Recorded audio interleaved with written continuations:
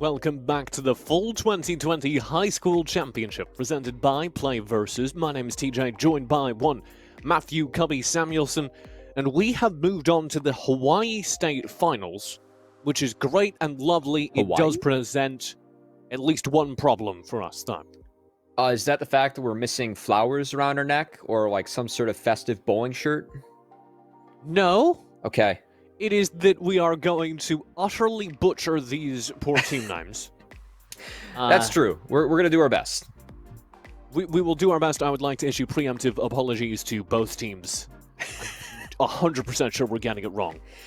If you're curious how it is going to happen, you can check this graphic out. We're doing a best of 3 series. Both these teams are part of our 29 state and regional finals that are occurring over the next couple of days. Find out more information, as always, over at playversus.com. Let's head things into the draft. You were taking a look, Matthew Cubby Samuelson, collegiate coach extraordinaire, at these two teams as we headed into the game, and you had 1 or 2 players you were picking out. I know that for Kalaheo, not as much players, but just, kind of glossing over what we have here on both teams. Kalaheo, the third place team in the regular season, going with a stunning record, I must say, of 13-3. Have a sophomore top laner in Avoid Me and 4 juniors on their roster. So a rather young squad from what we've seen, TJ, with a lot of the other state championships we've been covering. Meanwhile, Punahou, how did I do there? 1 to 10. I don't know. Okay. I've got English pronunciation issues. We'll see. Okay, Punahou has 5 seniors, went 15-1 this season, took first in the regular season and come in as, I would say, the favorites based on that regular season result. And honestly, the thing that I wanted to point out, TJ, was Nindwa is an Udyr player, and that's banned. So now I'm just really sad. Unfortunate. Yeah, I wanted to see some Udyr. To again apologize to both the teams and I guess also the players, because I am seeing some player names I will absolutely butcher as well. We do not have pronunciation guides, unfortunately, and as a result, it will be a little rough. Let's head into the draft, though, because at least our knowledge of League of Legends is solid. We'll start things off with a Syndra over on the left-hand side, and Aurelia taking the right for Kalaheo. Oh, and a Kayn as well.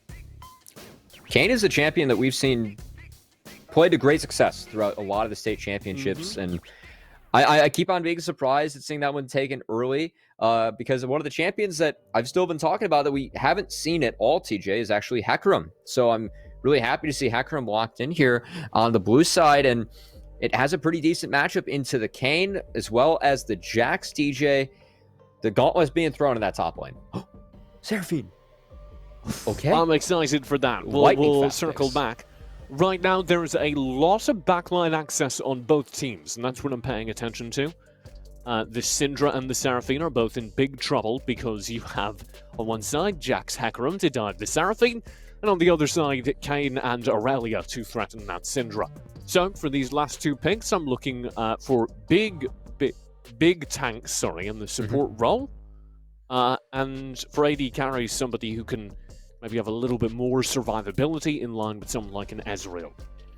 Leona being taken away. TJ, I think the neat thing here for Kalaheo on the red side is that Aurelia is a double flex between mid and top, and Seraphine, a 3-way flex, right? Can go support, but can also go mid. And I like Seraphine a lot in that marksman role, because duoing with a laning buddy, like a Seraphine Sona lane or a Seraphine Lux lane, I know it sounds terrible. It's actually terrible for the other team to play against, just very annoying, as I don't think we're going to get my wish. Instead, we're going to have a Braum locked on in here for the support of Kalaheo. Shugoki Thick, I believe, is the name. Yeah. And I'm gonna go, is Shugoki an anime character? It's giving off those vibes for sure. That's something where I'm not as familiar. You're in charge of this draft. The internet might tell us differently, as we are going to discover. And Lucian being the one that rounds out things here for Kalaheo. TJ, have you discovered anything interesting? Yeah. Okay. This may or may not be where the reference goes to, but Shugoki in For Honor, which is a game I have played, is a giant beefy boy who do indeed be thick.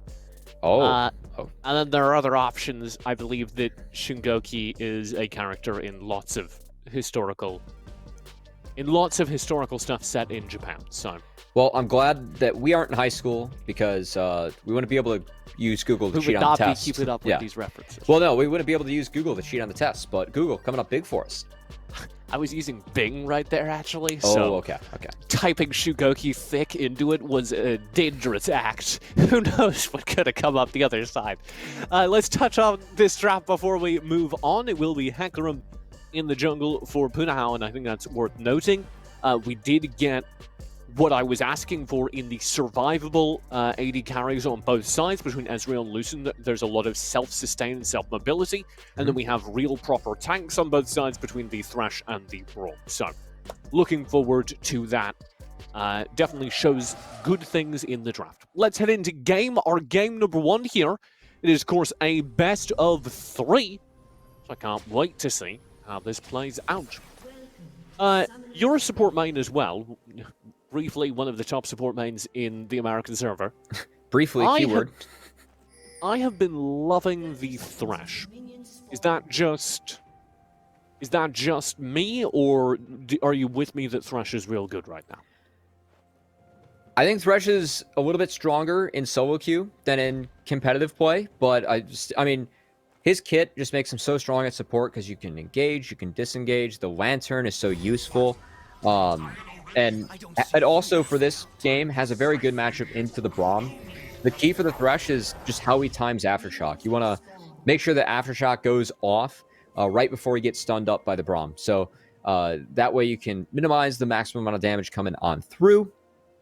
And utilize the range advantage also punished in the first couple levels. So we're going to have to see if Thresh is able to do that. But TJ, my eyes go over to the Seraphine, a champion that you might actually be more familiar with than I am. You want the Seraphine dump? I would love the Seraphine dump. What do you think of it mid? She's very good. A lot of people are running Seraphine support right now, and I think they are wrong. I think Seraphine is better in the mid lane. I think Seraphine does a disgusting amount of damage. Her big trouble is that she has no mobility and very little in the way of survivability. Oh. So if there are mistakes made, Seraphine dies real fast. But if you nail the positioning, there is no champion in the game that does quite as much damage while providing as much utility.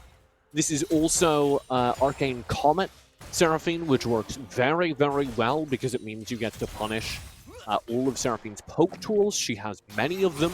You're going to be looking for the double cast. If the double cast is spent on her shielding aura, then she has a pretty big self-heal as of the last patch. If it is spent on her long-range slow, then she has a boost.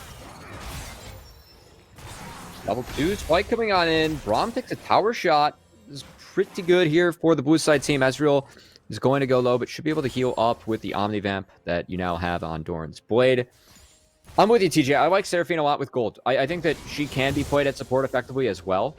And dump is always nice. I have not gotten the maximum amount of time to play Seraphine myself. Most of it is just playing it as a team, as I do coach collegiately. So a lot of fun flexing that one. Yeah, we were able to flex that in 3 roles, and it was really fun throwing teams curveballs on red side. Wait. Support mids and... Bot. We played at carry bot. Oh. Yeah, we won. Would work. We'd run like Seraphine Sona with a Hecarim, and it was terrifying. Here is what I was talking about, though. Big trouble if you're caught out. Raylor does flash over the initial charge, but will be shut down. Good play coming on out, punishing the mid laner of Kalaheo, who was overextended. So good start for Punahou. And I like the fact that Hecarim given some love over to the mid laner Syndra. Syndra brings such good gank assist, and that champion was first picked on the side of Punahou, and so good to see them investing some more resources into making sure Syndra is successful in this lane. I think one of the... Okay, I'm going to hold this thought because we do have presence down bottom from, yes, the jungler, Nindao, but also a very weird invade. The jungler for Punahou is climbing up towards the top lane. And I think we're fine. So the weirdest thing about Seraphine, what I think is really important, is that she has a Q execute. So her full cycle of spells ideally ends right before you pop the Q for the second time. You want to go and start with the Q, then you spend your double cast. It's either used to root your opponent or to self-heal. And then you immediately follow that up with all of the marks that you're able to deploy, and then you drop the Q to execute the enemy player in there. Wow, it's almost like you've played a lot of Seraphine, TJ. I had like a week where I was like, I'm gonna play Seraphine support, and I decided that you could just build Seraphine with Dark Harvest in support. You play her with Dark Harvest and buy Dark Seal first back, and then just do a disgusting amount of damage in the mid-game, and your team has an extra damage source, and I had like a 80% win rate on it. Did you go, First week I was doing that. I guess some action in the bot lane. Hecarim, yeah, he doesn't like that fight as much. Were you going Everfrost on Seraphine as well? The Rylai's staff, I think it's called. Okay, yeah. Was what I built into as my third item. Okay. Because what that means, of course, is that the E single cast roots.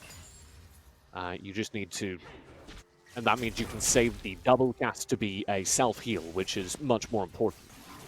Always helpful in those trades coming on through. Champion, she always catches me off guard with how much range she has on both her E and her R. It's really frustrating. And her ultimes. Her passive with all the marks. Yeah. It is really long ranged, and the range increases the more notes you have. So, if you're having a short engagement, then it's not really that much of a threat, and I think players get lulled into a false sense of security laning against Seraphine. And then they fight her, and they're like, I know what her range is. And because it was a team fight, she has way more notes and just autos them with a full stack from halfway across the map. Oh, Syndra not quite able to connect to that Scatter of the Weak. Might have been able to lance follow-up damage onto Aurelia instead, just going to be a nice chunk in lane. I think it's important to note, Jax has a Sheen, which does give him the itemization advantage in this lane, which is very volatile. Also has a double advantage, so things are looking up in the top lane for Punahou. And the TP advantage. We didn't get a whole lot of top lane on camera, but it has been dominant for Double Hogs Alpha. Oh, I've seen this before. Raylor will pop the ultimate, try and stay alive, but unfortunately, starry-eyed Sunscreen, as Riot would like you to call it, a little bit too far forward, yet again will be punished rather quickly. Hecarim participating in 2 kills, taking them both for himself, rushing the boots. It is important to note that while Kayn hasn't gotten out onto the map yet, TJ, 52 creeps for a jungler is pretty good in this early game, and Kayn with gold, much like Hecarim, is a very scary champion. And if you do end up building Dark Seal on Raylor's Seraphine, which I encourage, it is very, very easy to boost Seraphine back into the game because the Dark Seal / Book of Magi's just reset. Oh boy. Void Meat should go down here. That was a Vanguard's Edge spent to secure it. Or maybe some Vengeance. Nidao did show up, as we talked about. This is a pretty fed Kayn. 1v2, still a big ask. Good dodge there. And you've got Raylor arriving, but Nindao just gets executed by a burst of damage. Double Hogs Alpha able to burn through the low HP there. Nindao wasn't able to get the ultimate off. I don't think he was expecting the damage that came through from Jax's W, the empowered auto attack, taking down the Kayn, and TJ all of a sudden. Punahou's off to a pretty fast start. Up 2k gold, up 4 kills. The only thing that Kalaheo has picked up so far is the Dragon. Possibly Seraphine might be under even more trouble in the mid lane. Oh, counter of the week doesn't quite catch Raylor, but very, very low HP after the ultimate event. Raylor will, of course, be able to self-heal, can self-sustain in this lane, but you're going to run low on mana, and given that there's also a back coming out from Yujitsu, there's no reason to stay there. I also want to credit Punahou's timing on the play in the top lane, because when Hecarim showed up there against Aurelia, there was a massive wave stacked up against the Aurelia. So not only do you get the kill over to the Jax, but you also see Aurelia is significantly down in CS and XP, and Jax is able to now trade into a favorable wave state. It's really good play coming out from the top laner. Oh, that is a disgusting burst of damage that Double Hogs Alpha is consistently generating. Where's that coming from? The Jax empowered W and the empowered auto attacks. Every third auto, obviously, from your R. If you combine both, you get a pretty good chunk coming on through. I think it's exactly what happened with Aurelia. I love how this team's playing around the top lane. This is textbook League of Legends coming on in. Get the dive, get the wave frozen back, and then trade into Aurelia when you have that itemization advantage. Really good play coming out from the blue side. And Punahou will be benefiting massively from that Jax being out ahead. Very good in this meta, as we've already seen during tonight's day of games. Tonight's evening of games. It's a little more accurate. Void Me will be rotating up to play against Double Hogs Alpha here.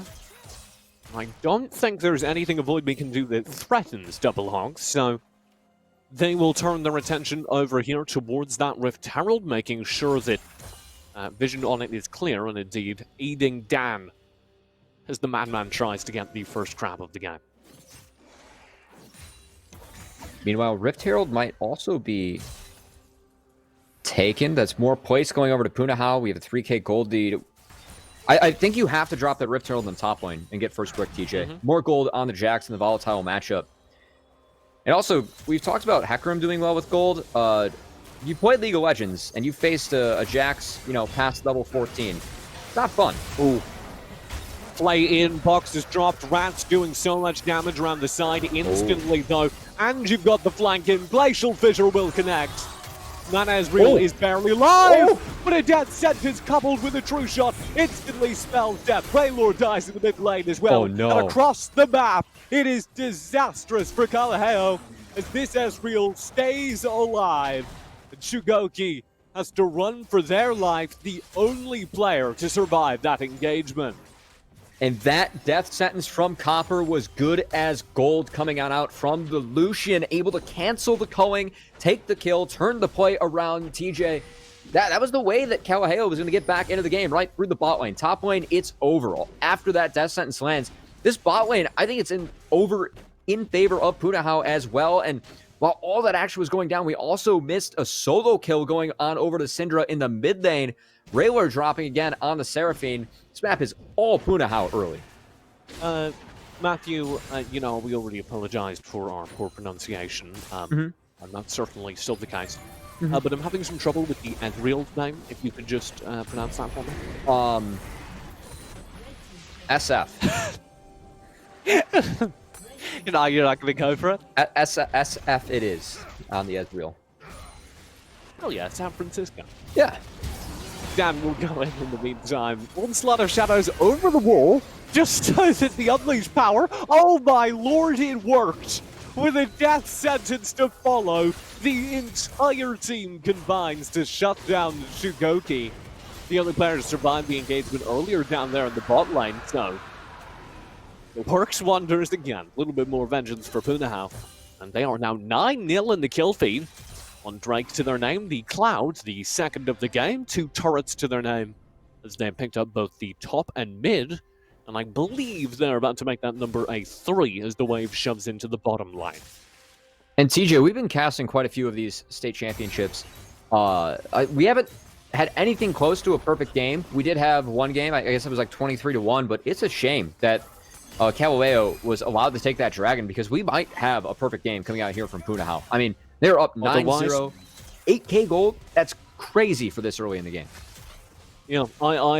We'll keep an eye on that. We can give them the technical perfect. All right. The A+. It's not an S, but it's close.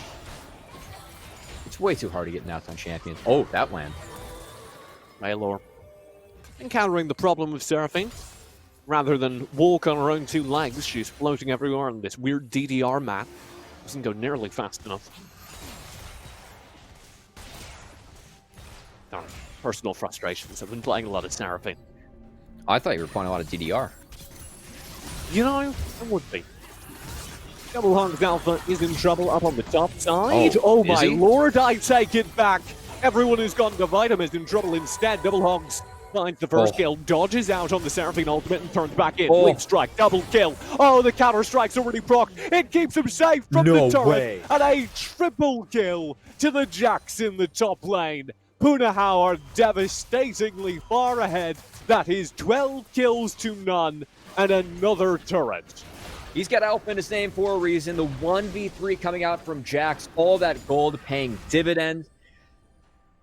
TJ, this game is 9K gold at the 14.5-minute mark. Are you kidding me? I'm checking my notes and no. Okay. I am not kidding you. It is a 9,000 gold lead to Punahou after they have utterly decimated Kalaheo. I'm glad that we already casted the School of Mathematics and Sciences in a previous state championship because I had to do some serious subtraction. Oh dear. I was not used to seeing 9K this early, as I don't think Kane wins these. Does have that red 1v2. form. And so far ahead, though. Not sure who I'd put my money on in the 1v2. And Death Sentence does go wide. The flag will deny the engage. Rat unable to gain access to the squishier back line. Why do you think Dan has 2 7s in his name? Why not just 1? Dan 789. It's got a way better ring to it. I think that maybe it's because he felt like it. Okay. I don't know.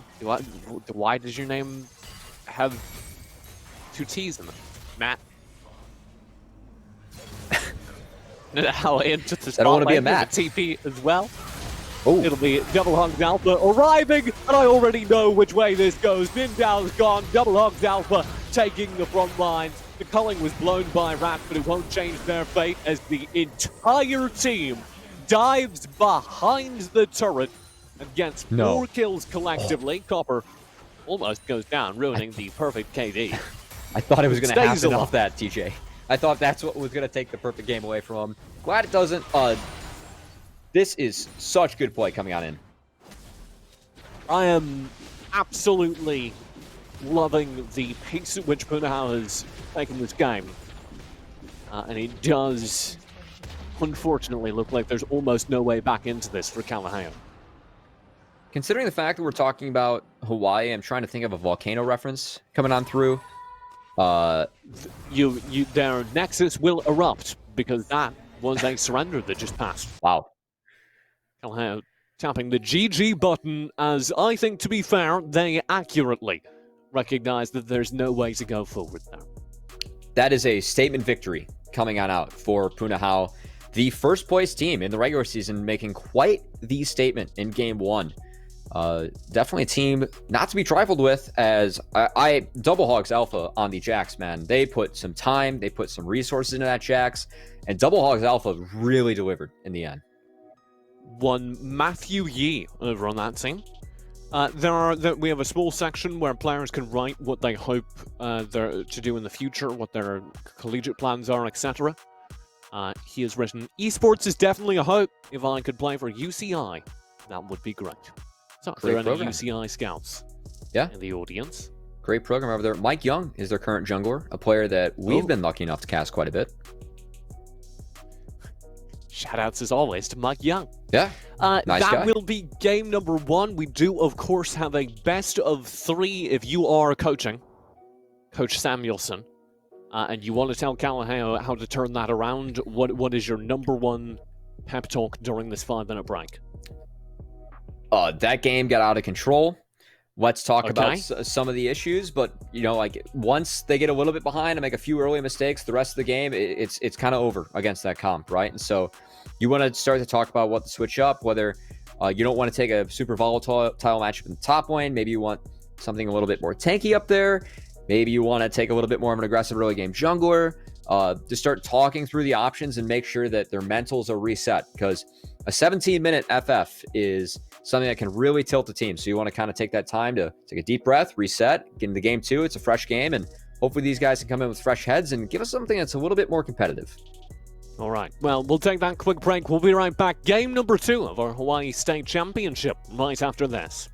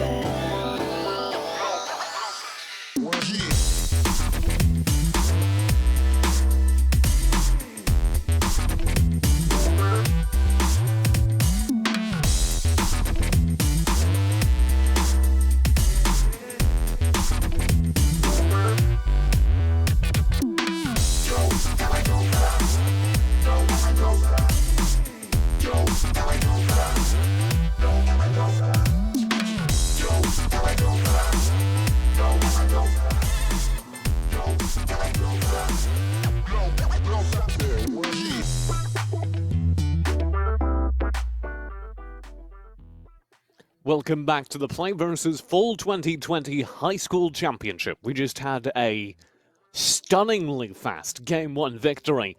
We're going to head into Game number 2 right now. As we queue up the draft, Matthew Cubby Samuelson, you're joining me, Thomas TJ James. I did the intros like that this time. I liked it. Switching it up. Keep me on my toes. Right. Throwing a curveball. What were your big takeaways from Game number 1? Jack's good, Hecarim good, Syndric good, Thresh good. I think the entire team of Punahou played fantastic in that one, and I want to see some major changes coming on out from Kalaheo, and I just hope they get some sort of footing in this game, because it felt like once they fell behind, Punahou just pushed the rest of the game through very quickly, as obviously we did have a surrender. Yeah. And as we do hit this draft screen, I would just like to apologize once again to any Hawaiian viewers, because we will not know how to pronounce these names. And on a different broadcast, I would hope to have the pronunciation guide, but we are moving rather quickly, so I feel pretty confident. We are just going to butcher it. I feel pretty confident about Kalaheo. Okay. Well, Somewhat. I hope you're right. Somewhat confident. Because I've been following you, so... Yeah. Write in. Find me on Twitter. Tell me how it's pronounced, so I'll nail it next time. Let's get into this. Draft phase, Darius and Camille over on the left side. Nunu takes the right in our bands. Kind of wild, I'm not going to lie, Matthew. That's not normally what I see in our band phase. We usually see, at these levels of plays compared to, amateur and collegiate, there are a lot more niche picks that we have, or pocket picks these players bring to the table. So I think those are the ones being targeted, and I'm really surprised. Kalaheo, they say, you know what, that Jax, not necessarily the problem. It's the Hecarim, and they take that one off the table as, oh man, no Udyr allowed? Are you kidding me? I just want to see an Udyr game. How do you feel about Nunu right now? Nunu's actually pretty good in the jungle. Yeah. He's really strong early. Really strong early. That's kind of been my feeling as well. So yeah. Maybe a little more sensible than I initially made it out to be. We get an Alawi first pick over there on the top side. Gragas and Volibear to follow. Alawi is wild, but certainly a solid champ right now. I have never seen Alawi first pick. So, this is the first for me, TJ. Maybe Are you ready to go on this journey? Adapting as a result of that loss. I can only think we're going back to what these players play the most in solo queue, and it's just a case of resting on what they're most confident on, which is a very viable adaptation. Ooh. We'll get Olaf and Syndra to follow.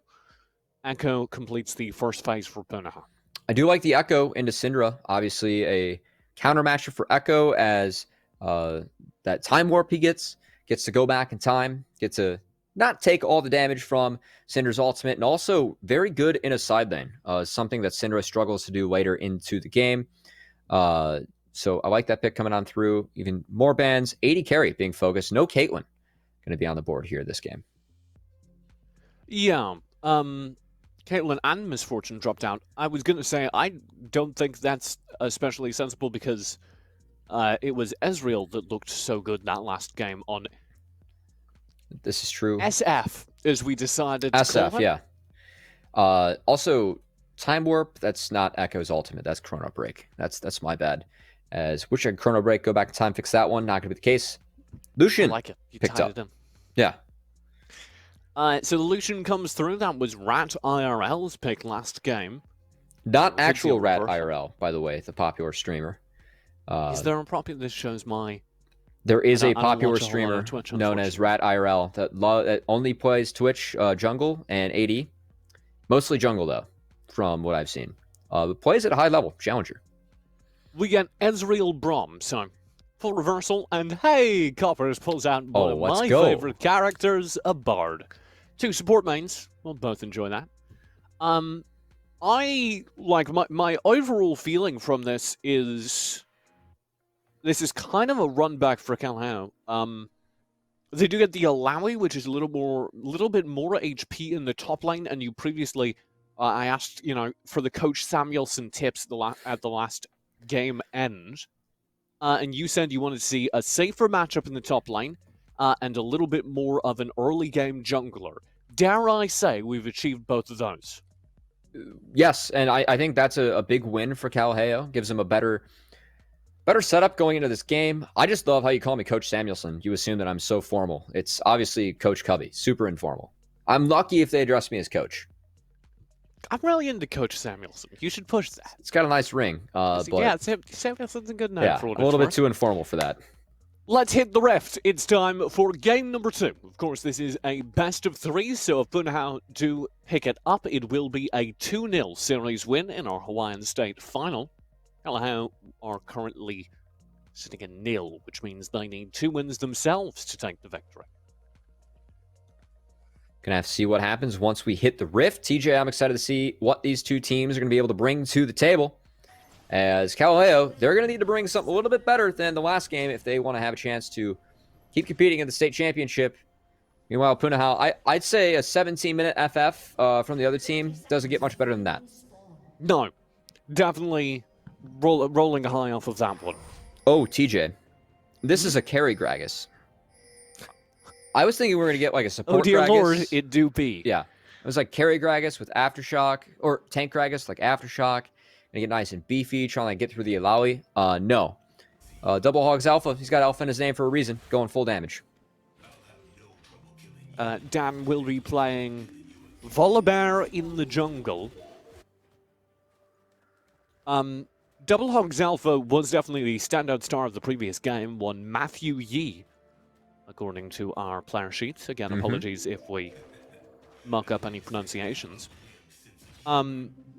And he stood out on the Jax mirror moments ago. Now he's taking up a Gragas top. How do you feel about Gragas top?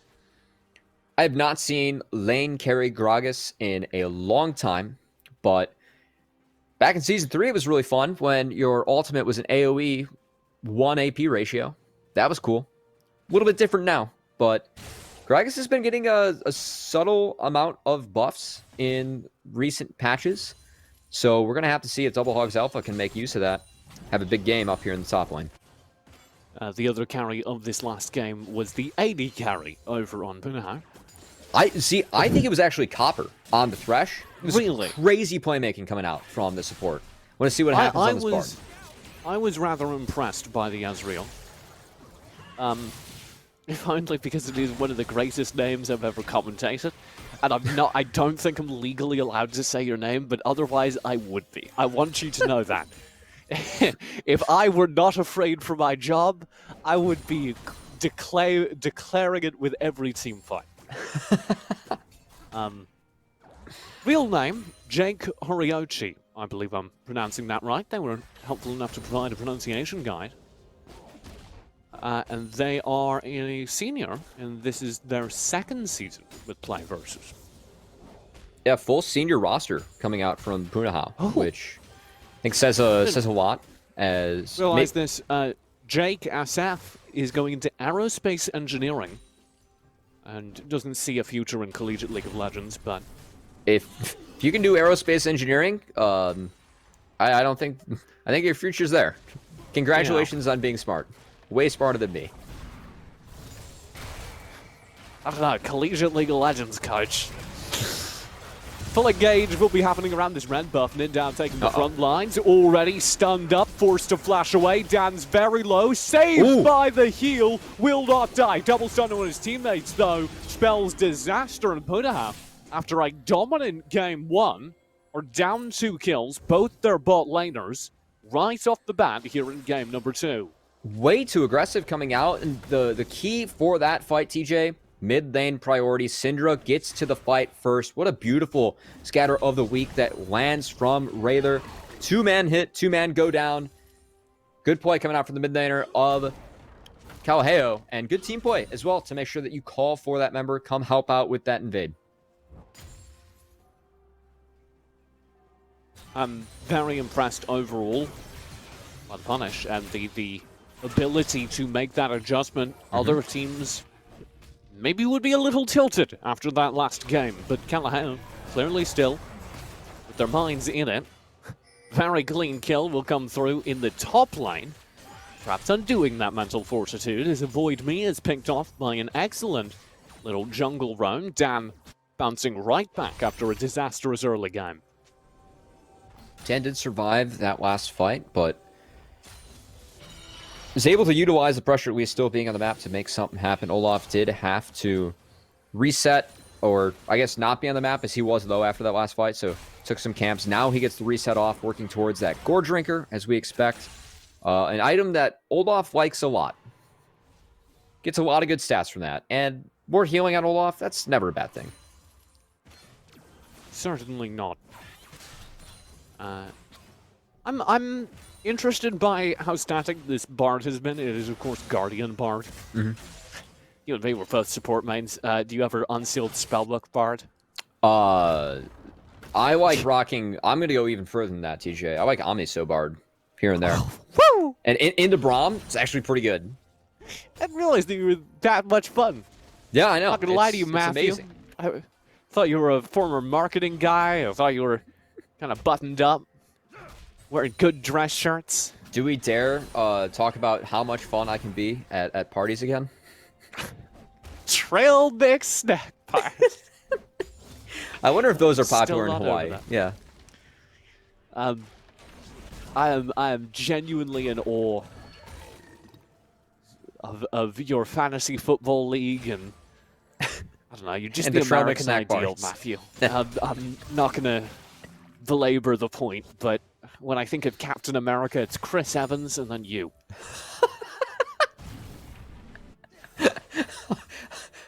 Oh God.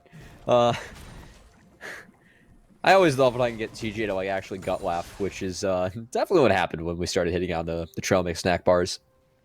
That said, getting back into this game, as we still have a close game in this one. Both teams off to decent starts at different places. Our Bard should be able to portal out of this one. Should be able to portal out. Where's the portal? No magical journey spent. Copper doesn't need it. In the meantime, you do have Double Hogs Alpha going for a kill. Oh my lord, the explosive cast. He's already got the kill. Avoid Me's trying to kite and lifesteal.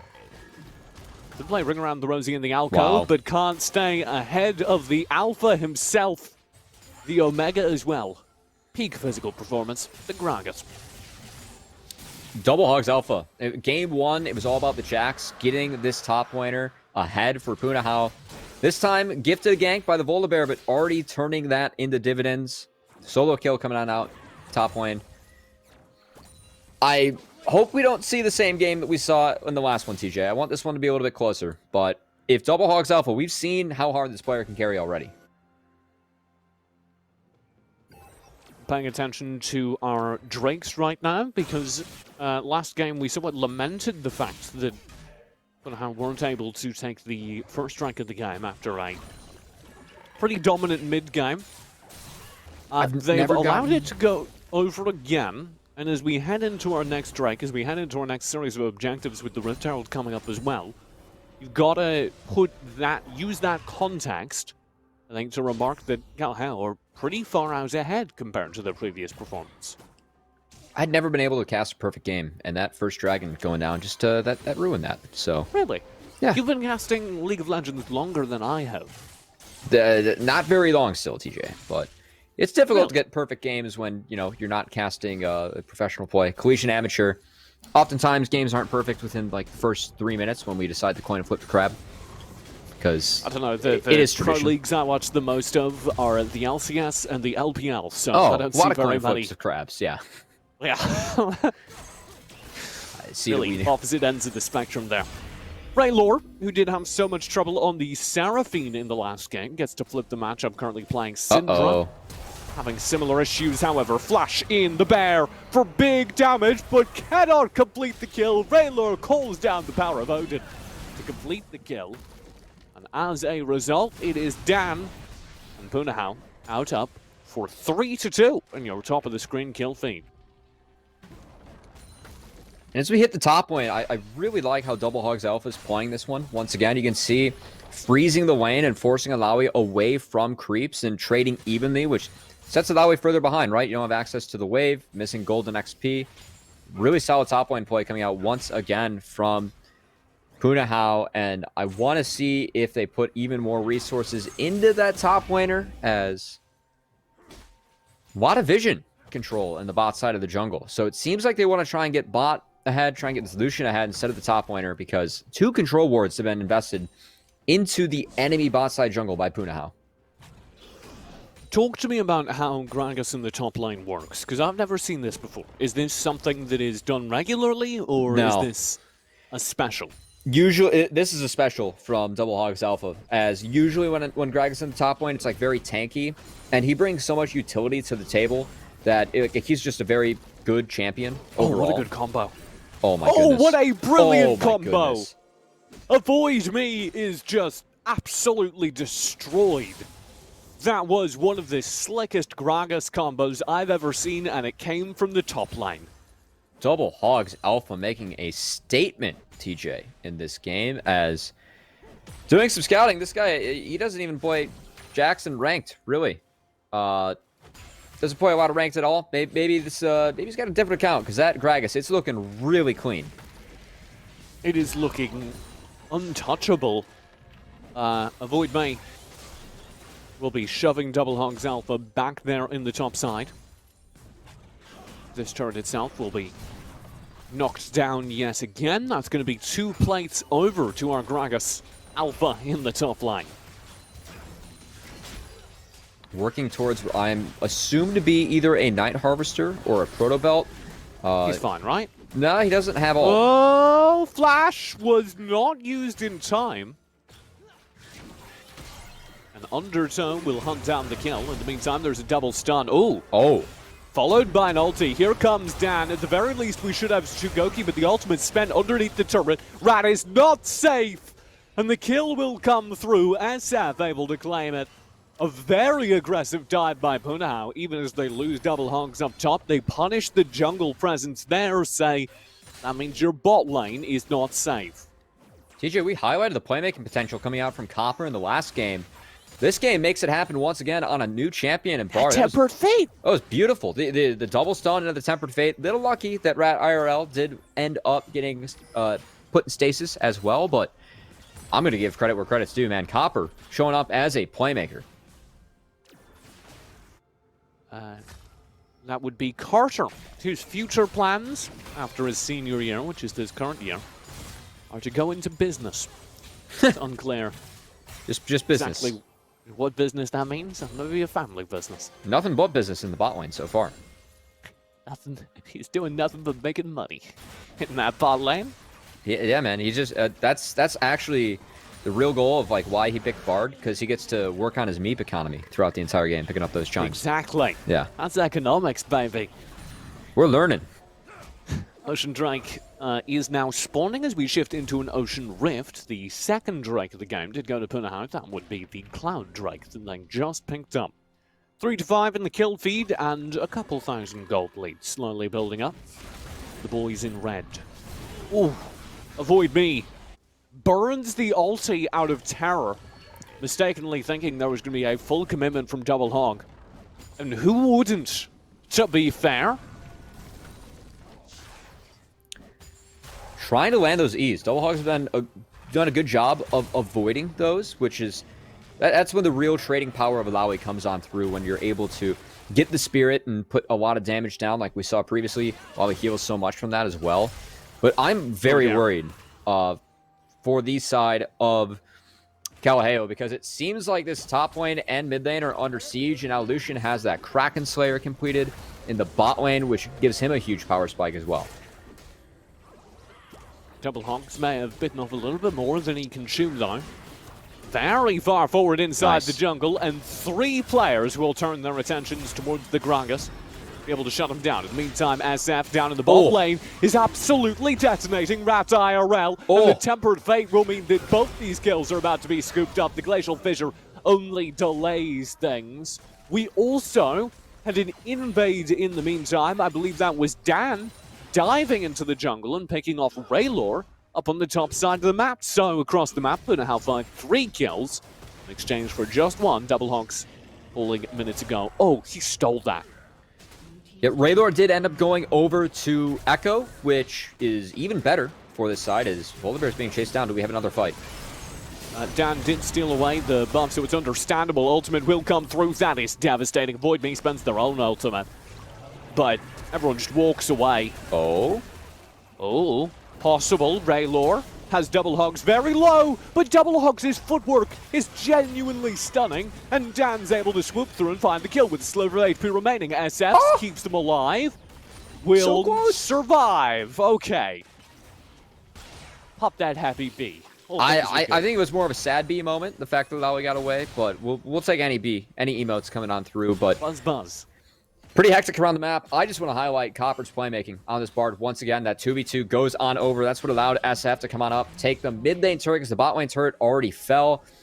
TJ, Copper, this support has looked outstanding, and we've been casting quite a few of these high school state championships. I have not seen playmaking like this out of support yet, and it makes me very happy to see someone making so many plays on the Rift. Yeah, a really, really good performance there. Absolutely. I think Punahou as an entire team have been pretty darn impressive. The only player who's been like quiet has been Yujusu. Again, I'm gonna skewer these names, but I think that's not even necessarily. Oh no, they're failing because they've won lane both times. It's just a case of everyone else is dominating the entire sides of the map, so there's no real opportunity to show up. Yeah, it has netted solo kills in both games too, so doing work in the mid lane as well as Punahou seems to be dominant. Rift Herald denied as well, which is important, going to save some plates. And we talked earlier about Echo into Syndra, TJ, and this is where things get really dangerous for the side of Kalaheo. As Syndra, she now has the side lane against Echo, who really thrives in the side lane given all the movement escapes that he has. Syndra struggles here. Some of those here. Yeah. Punahou in for the 1v1. We'll pop the Ragnarok. Yujusu trying to run away as best he can. We'll pop the Chrono Break and is delivered immediately onto the arms of Rat IRL. That will be a pretty easy kill. I lied. Bit of an overextension coming through. And a good punish coming out from Kalaheo, but it's a setup that is going to trouble them as the game moves on because Syndra cannot match the Echo. Echo is very slippery in the side lane. He goes down there because they had members, but given time and space, he can do work. So I want to see what kind of solution Kalaheo comes up with because it feels like they have to make plays like that. They have to take some initiative or else this 1-3-1 will break them over time. Tell me about Double Hog's build. He likes damage.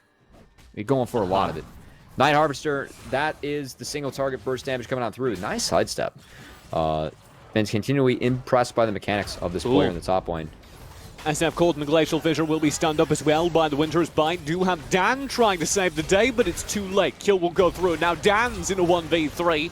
Will spend the ultimate trying to survive, but it's not enough. 2 kills to Kalaheo as they begin to pick up ground here in the second half of this second game. Some gifts being given over to Kalaheo as Punahou just not playing as a team. Members checking in one by one. You don't want to face check a Braum. And I'm surprised they're going. Okay. Yujusu in. No HP. Raylor will go down. Chrono Break gets Yujusu out. What? Tempered Fate will stall up this Drake. We'll see if the steal comes through. And now able to grab it without too much drama. That would have been a crazy steal. So a kill back over. And that is all. For a split second there after that Bard ult, I thought maybe there's a chance. Thankfully, it does go over to Kalaheo as 2 dragons. That Ocean Drake now being taken a little bit extra rejuvenation coming in for their health and mana bars.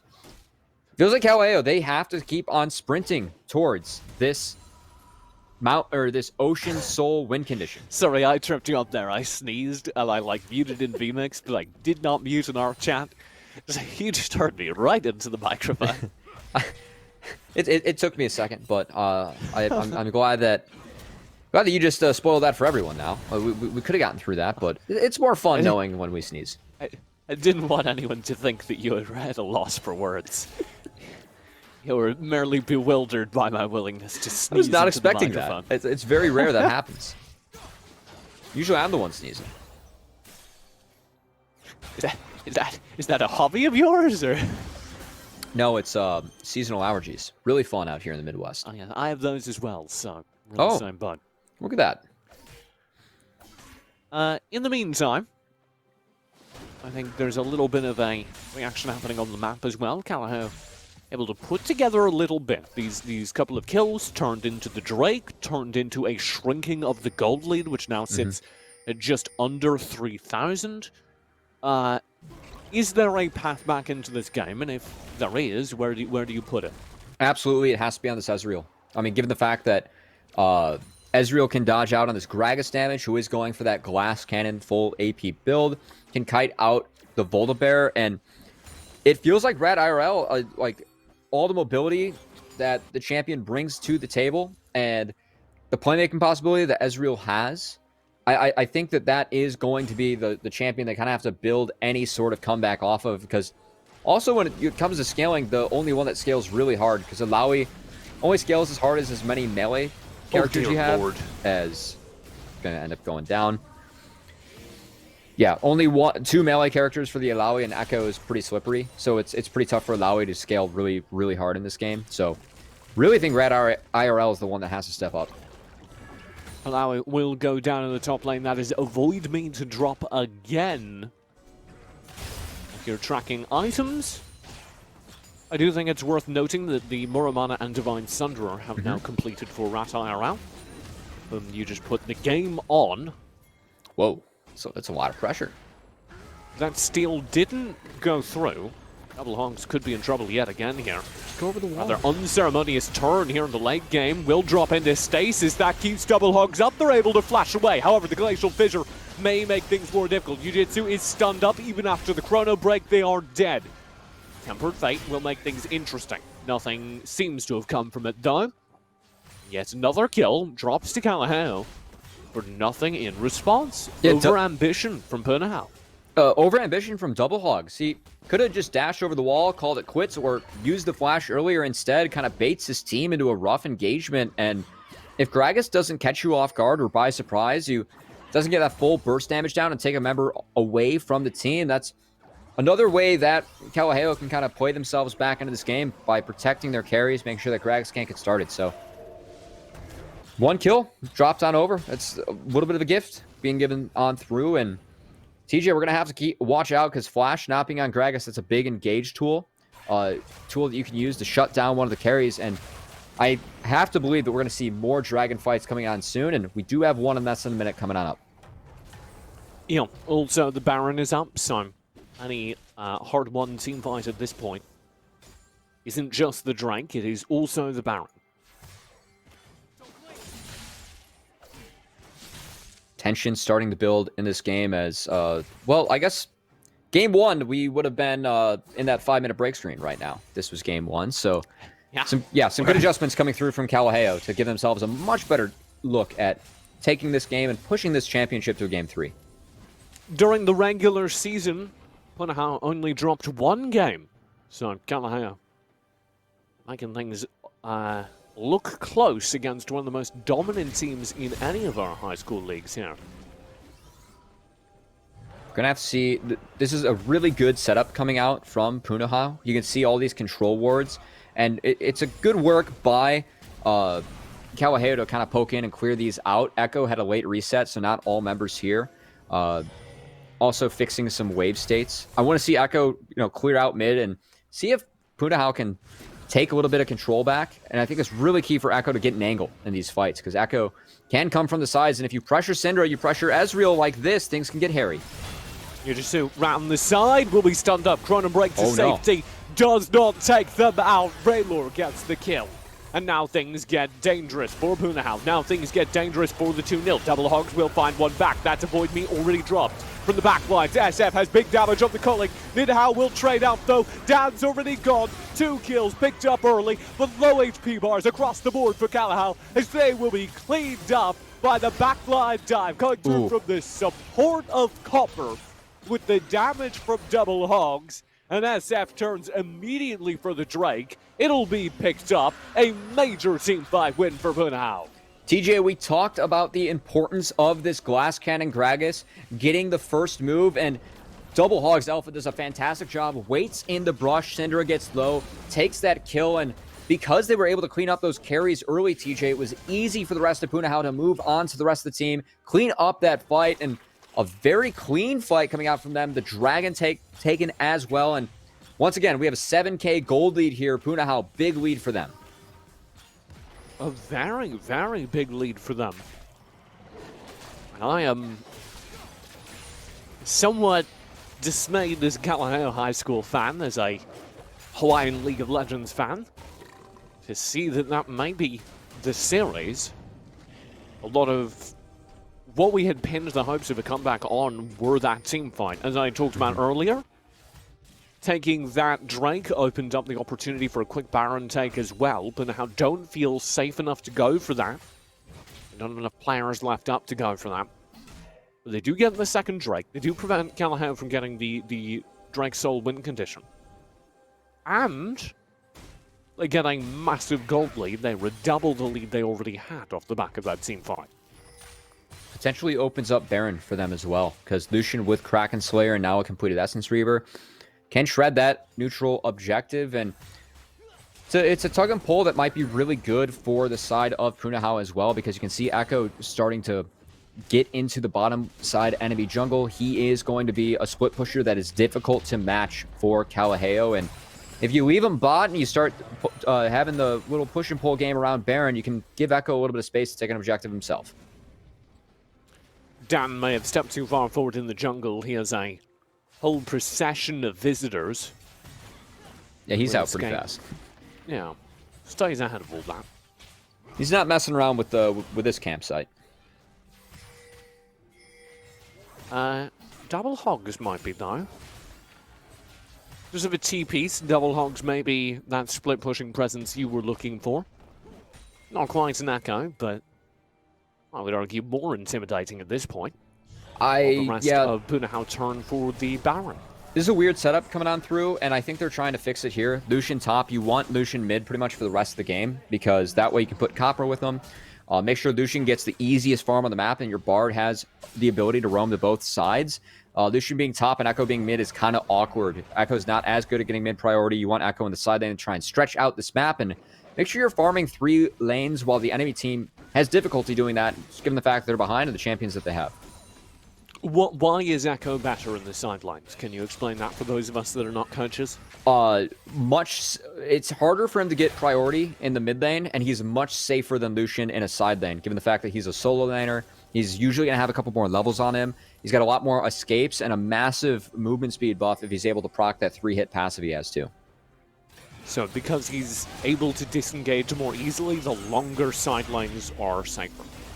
Correct, as looks like we're just going to throw 5 at the Baron, and I don't think the side of Kalaheo sniffs this out. He's gone. No, they do have a jungler nearby. Okay. That was close. That true shot very nearly stole that. Rat frankly was robbed. I saw 64 HP. That's about as close as it gets. Rat frankly was robbed. The true shot does not steal the Baron, however, it is in Punahou's hands as they push in for a game end. They do have everything they need. Buffed up minions make it much more difficult for the side of Kalaheo to clear out these waves, opening up towers to sieges, and oh, that's a big drag assault. Very, very big damage thrown out at this point by anything that Gragas does. Double Hogs Alpha capable of ending fights on their own. You have a Drake up soon, so that may be why Punahou are taking their time here. Content in the knowledge that 2 Ocean Drakes will put them on soul point. There's basically no reason for them to take an extra risk here. They can just play with time on their side. Yeah, I want to see them empower another lane. Once again, Echo, very, very strong in side lanes. Just get the buffed up minions too. Yeah. Having presence in multiple lanes will make it that much easier to open up this base, because you are splitting the defender's resources, lessening the opportunity for them to find a good combo. It does, of course, open up this risk. Oh, what a good tempered fate again. Copper bailing out the team. SF now spots an opportunity and melts Nindao. SF will barely survive. Glacial Fissure hunts him down, but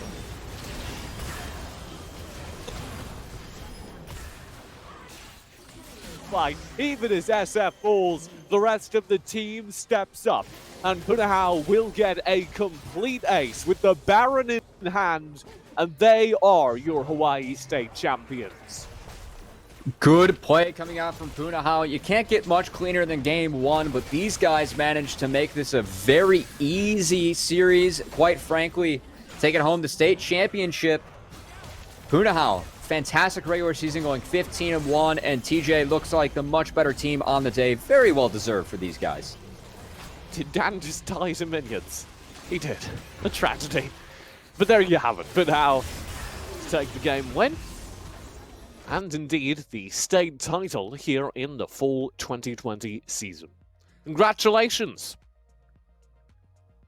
Yeah, no, congrats is in order for these guys as 5 seniors. I'd say this is a pretty good way to add something to your resume, a good memory for senior year, taking the state championship, and good play coming out from them as I'd say overall, obviously, it's easy to point out Double Hogs Alpha and Copper as kind of highlights for us, at least thinking about the games, but a team effort, and everyone looked good in those 2 games for the win. Yeah, everyone there looked really good. That was a really good demonstration of just good League of Legends. Hawaii brought it, and it's just as good. It was our final game of the day, so I don't know what we would have done if it had been a boring one. Huge shout-outs to both Hawaiian finalists. It was a fun match to watch. We are going to be wrapping things up here, but if you're not planning on wrapping up your League of Legends career in high school, then maybe you'd like to sign up next season. Spring enrollment is now open. That's for the next season of the Play vs. High School League of Legends League. Play, of course, beginning March 1st. You can sign up today, enroll today at playversus.com. Thank you very much for watching today. We are going to go get some rest. There'll be more high school games still available as we continue to block out our finals. For now, though, have a great rest of your evening.